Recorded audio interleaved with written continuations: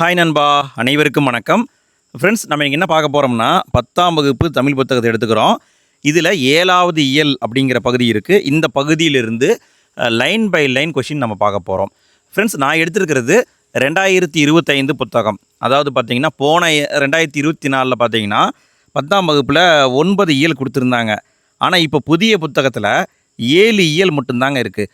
இந்த இயல் பகுதியில் நிறைய மாற்றங்களை கொண்டு வந்திருக்காங்க. சில பகுதிகளை புதுசாக சேர்த்திருக்காங்க, சில பகுதிகளை நீக்கியிருக்காங்க. ஸோ நம்ம என்ன பண்ணியிருக்கோம்னா புது புக்கை தான் கொண்டு வந்திருக்கோம். வரிக்கு வரி கொஷின் எடுத்துகிட்டு வந்திருக்கோம். ஸோ வீடியோவை முழுமையாக பார்த்து யூஸ் பண்ணிக்கோங்க. ஃப்ரெண்ட்ஸ், இதே மாதிரி மற்ற இயலுக்கும் நம்ம வீடியோ போட்டிருக்கோம். அதுக்கான லிங்க்கு ஃபஸ்ட்டு கமெண்ட்டில் இருக்குது. தேவைப்படுறவங்க கிளிக் பண்ணி பாருங்கள். சரி, இந்த 7வது பகுதியில் என்னென்ன இருக்குது அப்படின்னு பார்த்தீங்கன்னா, சங்க இலக்கியத்தில் அறம் அப்படிங்கிற ஒரு கட்டுரையை கொடுத்துருக்காங்க. தேம்பாவணி அப்படிங்கிறது ஒரு காப்பியம் அது இருக்குது. அக்கறை அப்படிங்கிற ஒரு புது கவிதை இருக்குது. ராமானுசர் நாடகம் அப்படிங்கிற ஒரு நாடகம் இருக்குது. வகையை பற்றி கொடுத்துருக்காங்க. அதை எப்படி அழகிடுறது அப்படின்னு கொடுத்துருக்காங்க. திருக்குறளை கொடுத்துருக்காங்க. திருக்குறளை பொறுத்த வரைக்கும் நம்ம படிக்கிற மாதிரி எதுவுமே இல்லை. மொட்டையாக பார்த்திங்கன்னா ஒரு 20-30 குறள் கொடுத்துருக்காங்க. ஸோ நம்ம அதை பார்க்கல, மற்றதை நம்ம பார்க்க போகிறோம். மொத்தமே பார்த்திங்கன்னா 110 கேள்வி எடுத்து வந்திருக்கேங்க. நீங்கள் புக்கில் படிக்கிற மாதிரி இருந்தால் கூட கஷ்டப்படுவீங்க. நம்முடைய இந்த வினா விடையை பார்த்திங்கனாவே போதும், எளிமையாக மனசில் பதிஞ்சிடும். சரி, நம்ம வீடியோக்குள்ளே போகலாமா? ஃபஸ்ட்டு நம்ம பார்க்க போகிறது சங்க இலக்கியத்தில் அறம். சரி, இதில் ஃபஸ்ட்டு கேள்வியை பாருங்கள். சங்க காலத்திற்கு பிந்தைய அற இலக்கியங்களின் காலத்தை டேஸ் என்பர். இதற்கான பதில் அறநெறி காலம். அடுத்து 2வது கேள்வி. இம்மை செய்தது மறுமைக்கு ஆம் என்னும் அறவிலை வணிகன் ஆய் அலன். இந்த வரிகள் இடம்பெற்ற நூல் எது? இந்த வரி எந்த நூல் இருக்குதுன்னு கேட்டிருக்காங்க. இதற்கான பதில் இந்த வரி புறநானூரில் இருக்குதுங்க. புறநானூறு. இம்மை செய்தது மறுமைக்கு ஆம் என்னும் அறவிலை வணிகன் ஆய் அலன். இந்த வரிகளால் உணர்த்தப்படும் செய்தி என்ன? இந்த வரிகளால் உணர்த்தப்படும் செய்தி, நோக்கமின்றி அறம் செய்வதே மேன்மை தரும். எந்த விதமான எதிர்பார்ப்பும் இல்லாமல் அறம் செய்ய வேண்டும் சொல்கிறாங்க. அடுத்து 4வது கேள்வி. சங்க பாடல்களில் அறம் பற்றிய அறிவுரைகள் பெரும்பாலும் யாரை முதன்மைப்படுத்தியே கூறப்பட்டுள்ளன? இதுக்கான பதில் மன்னர்களை பற்றி தான் சொல்லியிருப்பாங்க. அரசர்கள். சங்க காலத்தில் அறிவுரை வழங்குற மாதிரி இருந்தால் அரசர்களை முதன்மைப்படுத்தி தான் சொல்லியிருப்பாங்க. அடுத்து 5வது கேள்வி. சங்க காலத்தில் மன்னர்களின் அறத்தின் குறியீடாக போற்றப்பட்டது எது?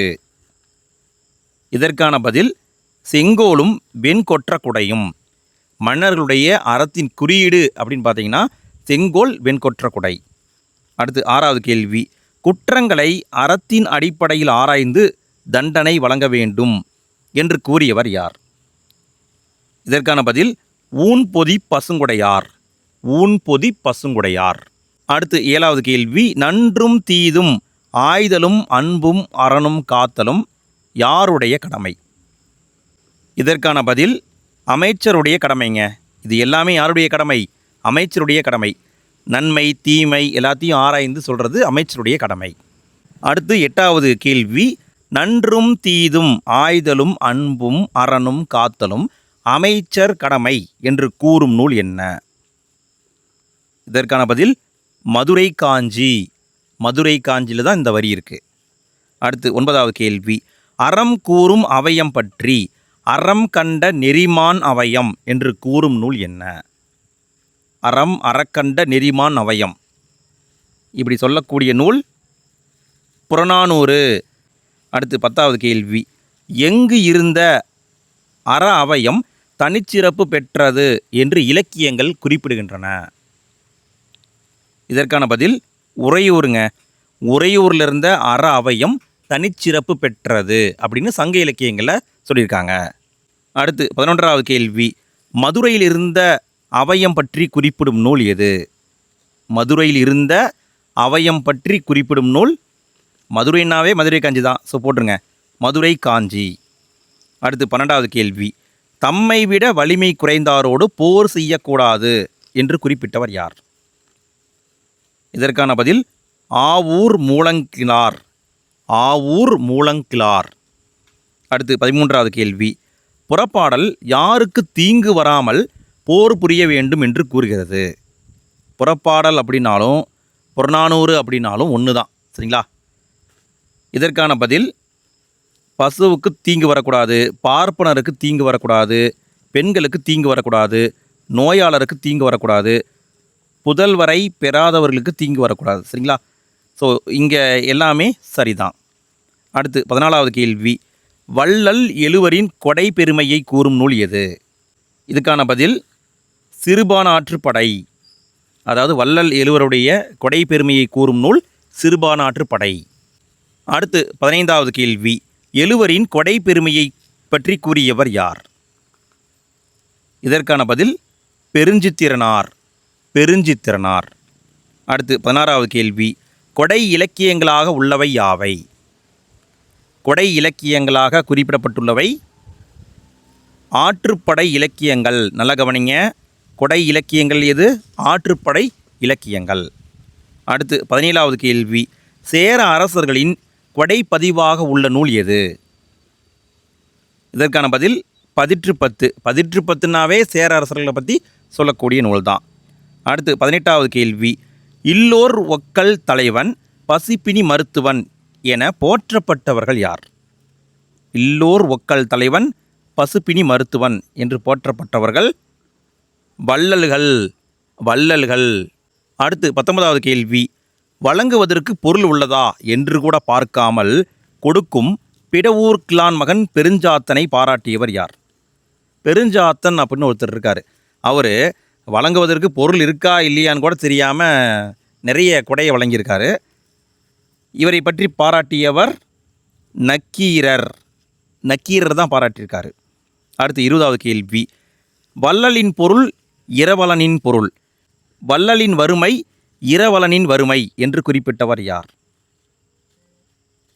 இதற்கான பதில் இப்படி சொன்னவர் பெரும்பதுமனார்.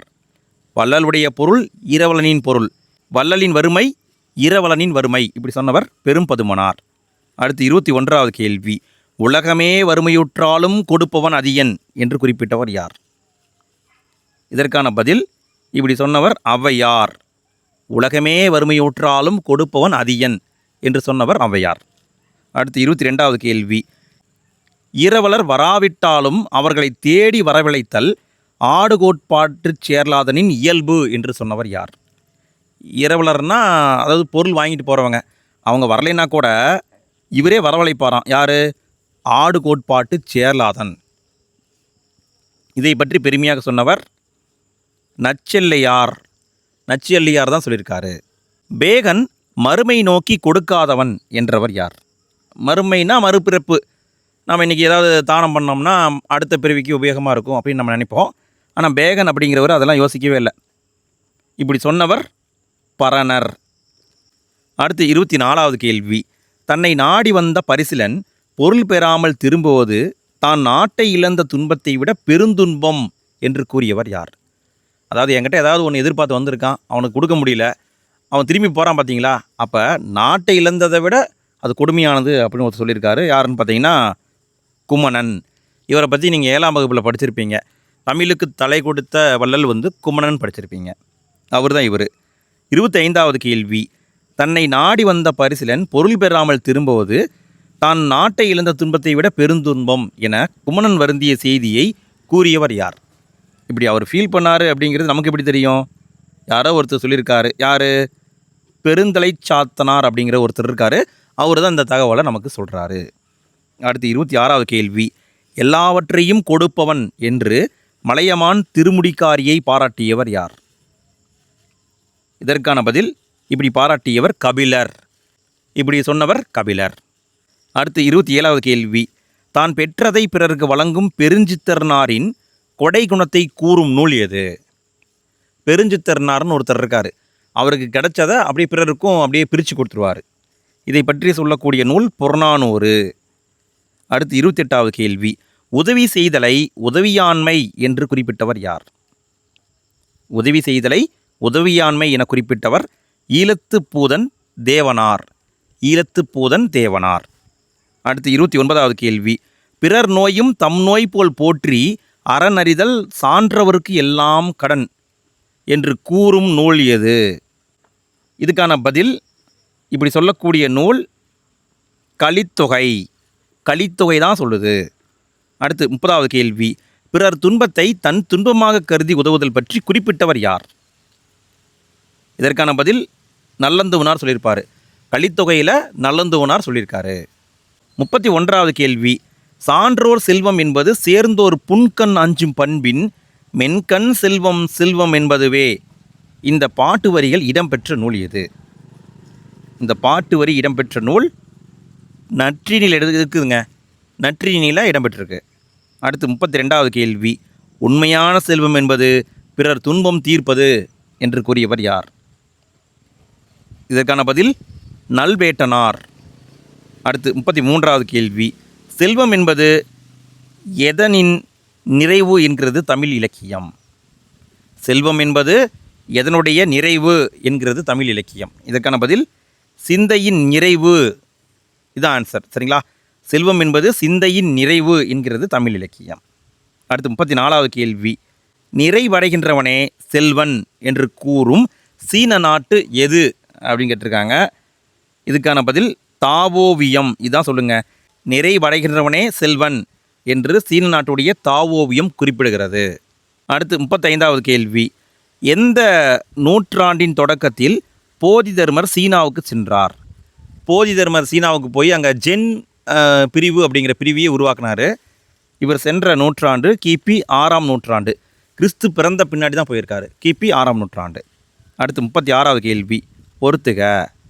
கருத்துக்களையும் அது கூறக்கூடிய நூலையும் பொருத்தணும். இங்கே விடைன்னு பார்த்தீங்கன்னா குற்றம் பார்க்கின் சுற்றம் இல்லை என்பது கொன்றை வேந்தன். ஊழ்வினை உறுத்து வந்து ஊட்டும் என்பது சிலப்பதிகாரம். கிழமைப்பட வாள் என்பது ஆத்திச்சூடி. இதை கேட்க வாய்ப்பு இருக்குது ஃப்ரெண்ட்ஸ், நல்லா பார்த்துக்கோங்க. அடுத்து நம்ம பார்க்க போகிறது தேம்பாவணியை பார்க்க போகிறோம். தேம்பாவணி அப்படிங்கிற காவியத்திலிருந்து நம்ம கேள்விகளை பார்க்க போகிறோம். 37வது கேள்வி. தேம்பாவணி என்ற நூலை எழுதியவர் யார்? இதற்கான பதில் வீரமாமுனிவர் தான் இருப்பார். வீரமாமுனிவர். அடுத்து 38வது கேள்வி. பொறுத்துக. சொல்லையும் அதுக்கான பொருளையும் பொருத்தணும். இங்கே விடைன்னு பார்த்தீங்கன்னா சேக்கை அப்படின்னா படுக்கை, யாக்கை அப்படின்னா உடல், பிணித்து அப்படின்னா கட்டி, வாய்ந்த அப்படின்னா பயனுள்ள. அடுத்து 39வது கேள்வி. கிறிஸ்துவுக்கு முன் தோன்றியவர் யார்? கிறிஸ்து வர்றதுக்கு முன்னாடியே தோன்றியவர் திருமுழுக்கு யோவான்.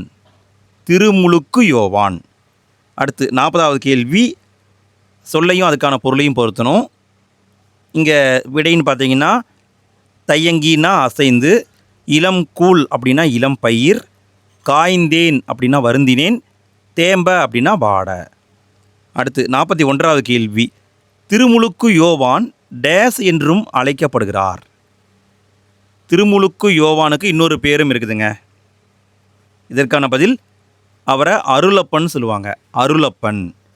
அடுத்து 42வது கேள்வி. பொறுத்துக. சொல்லையும் அதுக்கான பொருளையும் பொருத்தணும். இங்கே விடைன்னு பார்த்தீங்கன்னா புலை அப்படின்னா துளை, கான் அப்படின்னா காடு, கொம்பு அப்படின்னா கிளை, அசும்பு அப்படின்னா நிலம். அடுத்து 43வது கேள்வி. கிறிஸ்துவின் வருகையை அறிவித்த முன்னோடி யார்? கிறிஸ்துவின் வருகையை அறிவித்த முன்னோடி திருமுழுக்கு யோவான். அடுத்து 44வது கேள்வி. பொறுத்துக. சொல்லையும் அதுக்கான பொருளையும் பொருத்தணும். இங்கே விடைன்னு பார்த்தீங்கன்னா உய்முறைனா வாழும் நெறி, ஓர்த்த அப்படின்னா நினைத்த, கடிந்து அப்படின்னா விலக்கி, படலை அப்படின்னா மாலை. இதை கேட்க சான்ஸ் இருக்குது. படலை நோட் பண்ணிக்கோங்க. படலைனா மாலைன்னு அர்த்தம். அடுத்து 45வது கேள்வி. வீரமாமுனிவர் திருமுழுக்கு யோவானுக்கு தேம்பாவணியில் என்ன பெயரிட்டுள்ளார்? திருமுழுக்கு யோவானும் சொல்லுவாங்க, அருளப்பன்னும் சொல்லுவாங்க.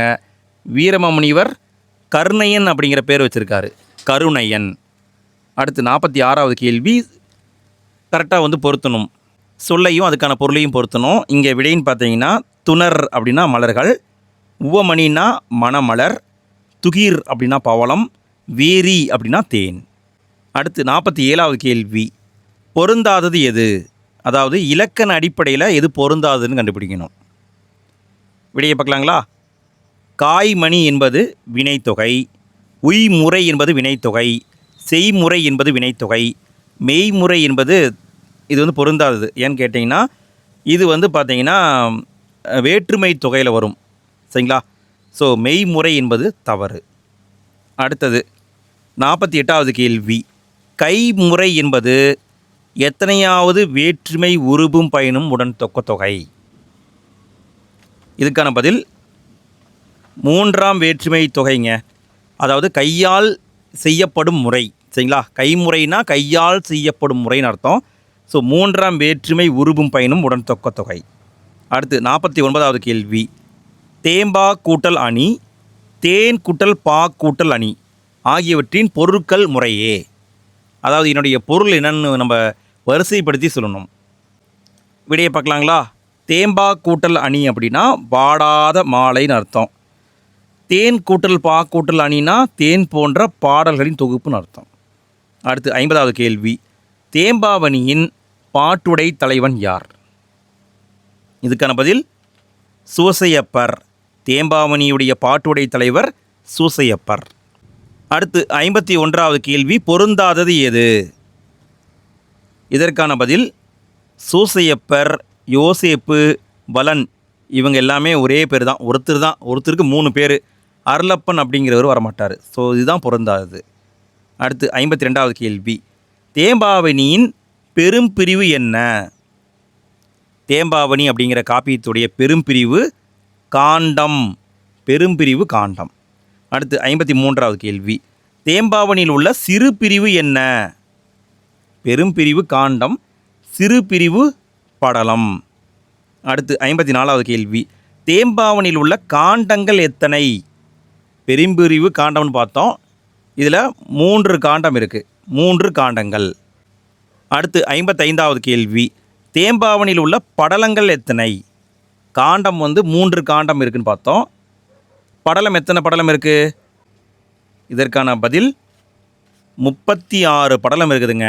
3 காண்டம் இருக்குது, 36 படலம் இருக்குது. அடுத்து 56வது கேள்வி, தேம்பாவணியில் உள்ள பாடல்களின் எண்ணிக்கை எத்தனை? எத்தனை பாட்டு இருக்குன்னு கேட்டிருக்காங்க.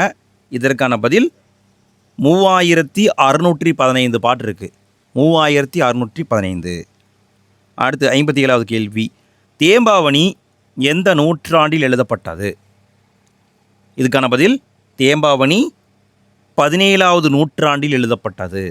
17ஆம் நூற்றாண்டு. அடுத்து 58வது கேள்வி, வீரமாமுனிவரின் இயற்பெயர் என்ன? வீரமாமுனிவருடைய இயற்பெயர் கான்ஸ்டன்டைன் ஜோசப் பிஸ்கி. அடுத்து 59வது கேள்வி, தமிழின் முதல் அகராதி எது? இதுக்கான பதில் சதுரகராதி, தமிழுடைய முதல் அகராதி. அடுத்து 60வது கேள்வி, தமிழின் முதல் அகராதியை எழுதியவர் யார்?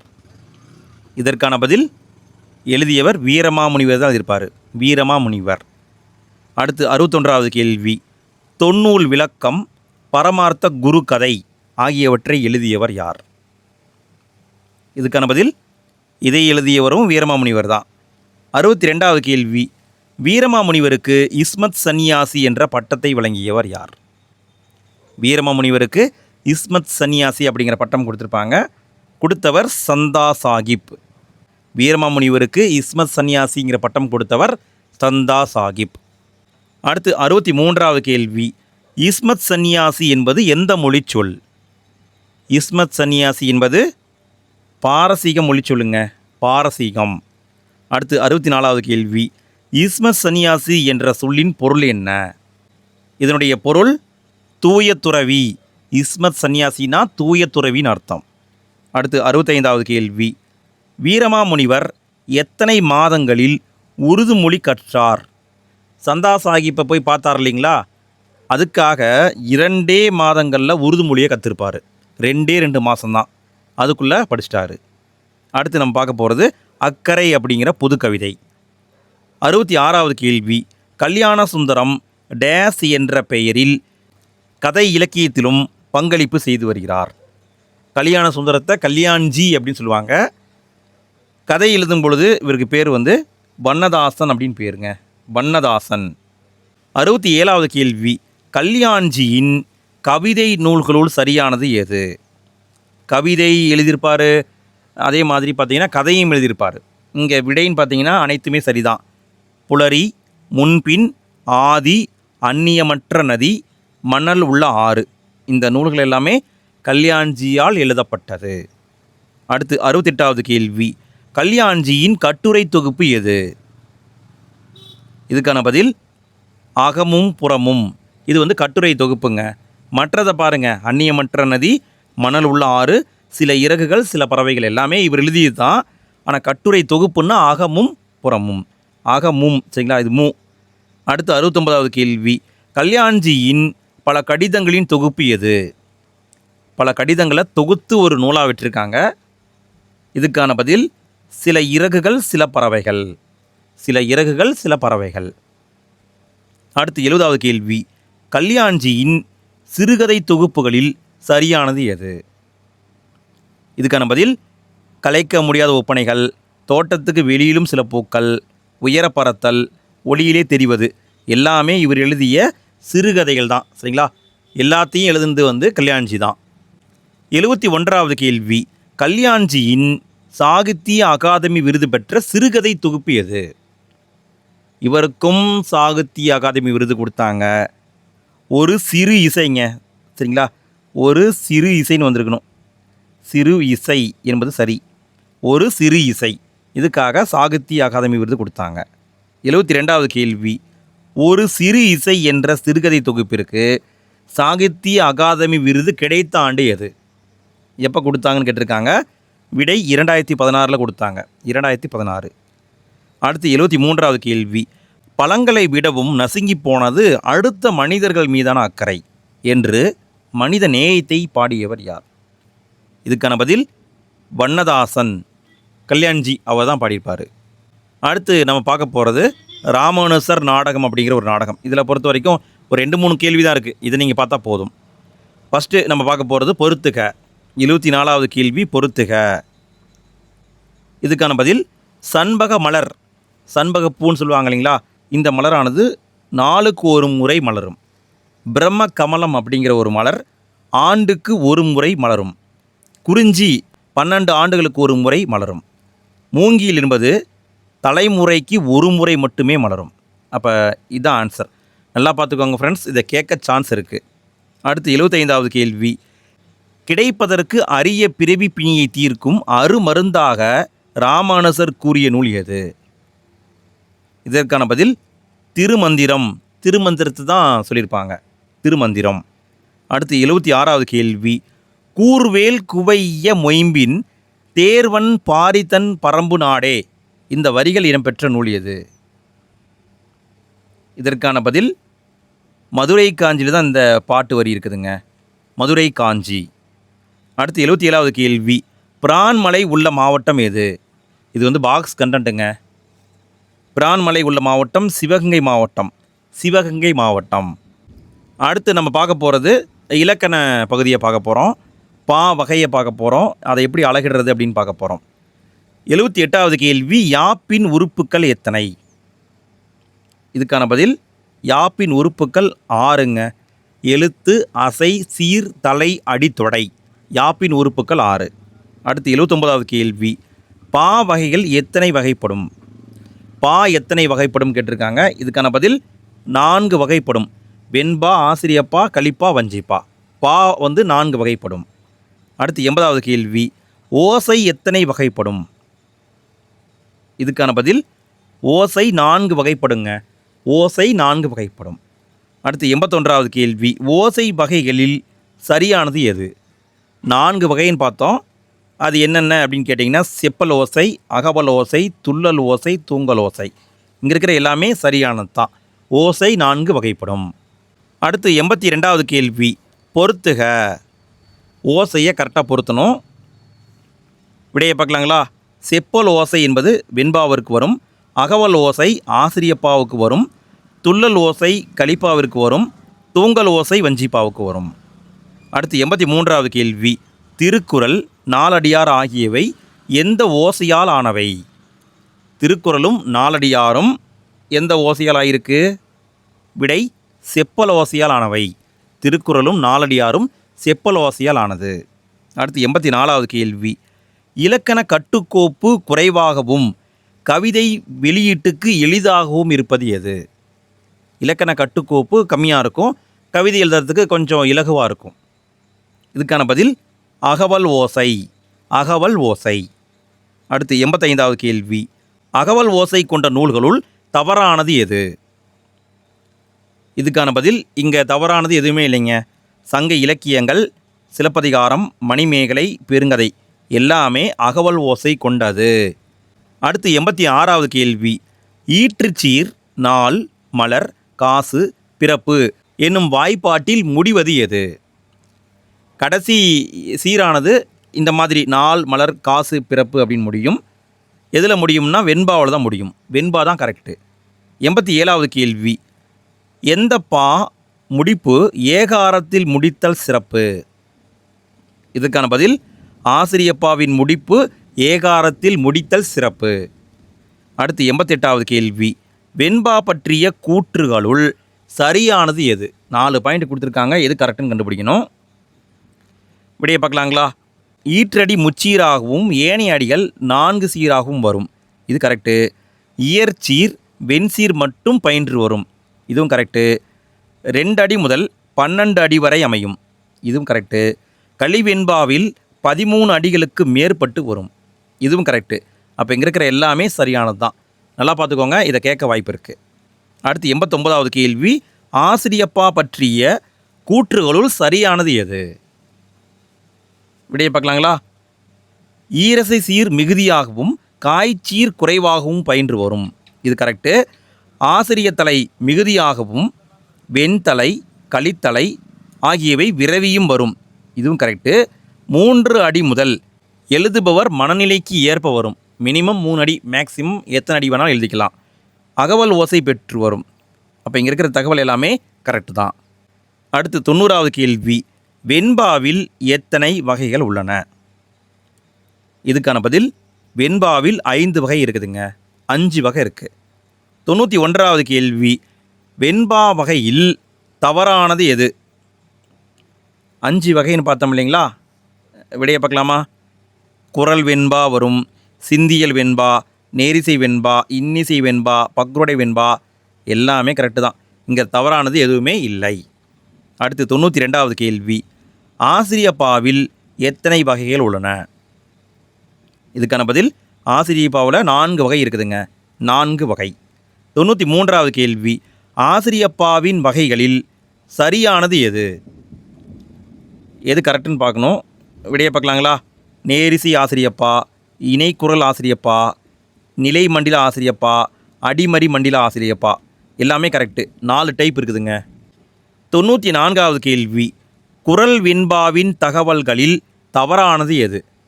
குரல் வெண்பான்னா அது ஒரு டைப்பு, அதை பற்றி கொடுத்துருக்காங்க. இது கரெக்டுன்னு கண்டுபிடிக்கணும். விடையை பார்க்கலாங்களா? 2 அடிகளாக வரும். கரெக்டு. முதலடி 4 சீர்களாக அமையும். கரெக்டு. 2ஆம் அடி 3 சீர்களாக வரும். கரெக்டு. முடிப்பு ஏகாரத்தில் முடியும். இது தவறு. அதாவது ஆசிரியப்பா தான் ஏகாரத்தில் முடியும், வெண்பா முடியாது. அடுத்து 95வது கேள்வி, பொறுத்துக. விடையை பார்க்கலாங்களா? செப்பல் ஓசை அப்படின்னா இருவர் உரையாடுவது போன்ற ஓசை. அகவல் ஓசைனா சொற்பொழிவு ஆற்றுதல் போன்ற ஓசை. ஒருத்தர் பேசுகிறார் இல்லைங்களா, ஒருத்தர் பேசுகிறத எல்லாரும் கவனிப்போம்ல, அந்த மாதிரி வரும். துள்ளல் ஓசை என்பது ஓசை தாழ்ந்து உயர்ந்து வரும். அதாவது பார்த்திங்கன்னா அப்படியே என்ஜாய் பண்ணி பாடுற மாதிரி வரும். தூங்கல் ஓசை என்பது சீர்தோறும் தாழ்ந்தே வரும். அடுத்து 96வது கேள்வி, ஓரசை சீர்களை பொறுத்துக. விடையை பார்க்கலாங்களா? நேர் அப்படின்னா நாள், நிறைனா மலர், நேர்புனா காசு, நிறைபுனா பிறப்பு. அடுத்து 97வது கேள்வி, ஈரசை சீர்களை பொறுத்துக. இங்கே விடைன்னு பார்த்தீங்கன்னா நேர் நேர் தேமா, நிறை நேர் புளிமா, நிறை நிறை கருவிலம், நேர் நிறை கூவிலம். அடுத்து 98வது கேள்வி, ஈரசை சீருடன் நேர் சேர்வது என்ன? 2 அசை நேர் நேர், அது கூட நேர் அப்படிங்கிற சேர்ந்தா அது காய்ச்சீர். ஈரசை சீருடன் நேர் சேர்ந்தா காய்ச்சீர். 99வது கேள்வி, ஈரசை சீருடன் நிறை சேர்ந்தா என்ன? நிறை சேர்ந்தா கனிச்சீர். நல்லா பாருங்கள், நேர் சேர்ந்தா காய்ச்சீர், நிறை சேர்ந்தா கனிச்சீர். அடுத்து நம்ம பார்க்க போகிறது திறன் அறிவோம். மொழித்திறன் பகுதியில் இருக்கிறத பார்க்க போகிறோம். 100வது கேள்வி, மேன்மை தரும் அறம் என்பது என்ன? இதுக்கான பதில் கைமாறு கருதாமல் அறம் செய்வது தான் மேன்மை தரும். அடுத்து 101வது கேள்வி, உலகமே வறுமையுற்றாலும் கொடுப்பவன் என்றும் பொருட்களின் இருப்பை கூட அறியாமல் கொடுப்பவன் என்றும் பாராட்டப்படுவோர் யார்? இதுக்கான பதில் அதியன் பெருஞ்சாத்தன். முன்னாடியே பார்த்துட்டோம். 102வது கேள்வி, வண்ணதாசனுக்கு சாகித்ய அகாதமி விருது பெற்று தந்த நூல் எது? இதுக்கான பதில் ஒரு சிறு இசை என்பது கரெக்டு. 103வது கேள்வி, பூக்கை குவித்து பூவே புரிவோடு காக்க என்று வேண்டியவர் யார்? இதுக்கான பதில் கர்ணையன் அவங்க அம்மா எலிசபெத்துக்காக வேண்டியிருப்பார். அடுத்து 104வது கேள்வி, சிலப்பதிகாரத்திலும் மணிமேகலையிலும் அமைந்த பாவினம் என்ன? முன்னாடியே பார்த்துட்டோம், அகவற்பா தான் வந்திருக்கும். 105வது கேள்வி, சேரர்களின் பட்டப்பெயர்களில் பொருந்தாதது எது? இதுக்கான பதில் கொல்லி, வெற்பன், மலையமன் எல்லாம் வரும். கிள்ளி வராது, கிள்ளி சோழனுக்கு வரும். அடுத்து 106வது கேள்வி, ஓடையிலே ஊறுகின்ற தீஞ்சுவை தண்ணீரே உகந்த தண்ணீர் இடை மலர்ந்த சுகந்த மணமலரே என்று பாடியவர் யார்? இதற்கான பதில் இப்படி பாடியவர் வள்ளலார். அடுத்து 107வது கேள்வி, பொறுத்துக. விடையை பார்க்கலாங்களா? இங்கே விடைன்னு பார்த்தீங்கன்னா இதுதான் கரெக்டு. அடுத்து 102வது கேள்வி, பொறுத்துக. கரெக்டாக பொருத்தணும். இங்கே விடைன்னு பார்த்தீங்கன்னா ஆசுகவின்னா பாடுக என்றால் உடனே பாடுவது ஆசுகவி. மதுரகவினா சொற்களையும் பொருட்களையும் சுவை ததும்ப பாடுவது. சித்திரக்கவினா எழுத்தை சித்திரமாக வடிப்பது. வித்தார கவினா விரித்து பாடப்பெறும் பாட்டு. அடுத்து 109வது கேள்வி, கடைசி கேள்விங்க. நண்பர்களே, வீடியோவுக்கு லைக் போடாத நண்பர்கள் வீடியோக்கு லைக் போட்டுருங்க. வீடியோவுடைய ஃபஸ்ட்டு கமெண்ட்டில், இந்த வீடியோவுக்கு கீழே ஃபஸ்ட்டு கமெண்ட்டில் மற்ற ஈழங்களுக்கான லிங்க் கொடுத்துருக்கேன். மறக்காமல் அதையும் கிளிக் பண்ணி எல்லாத்தையும் பார்த்துருங்க. சரி, ஓகே. இங்கே விடையை பார்க்கலாங்களா? அறமும் அரசியலும் இந்த நூலை எழுதியவர் மு. வரதராசனார். தமிழர் தத்துவ மரபு இந்த நூலை எழுதியவர் அருணன். எண்ணங்கள் இந்த நூலை எழுதியவர் எம்.எஸ்.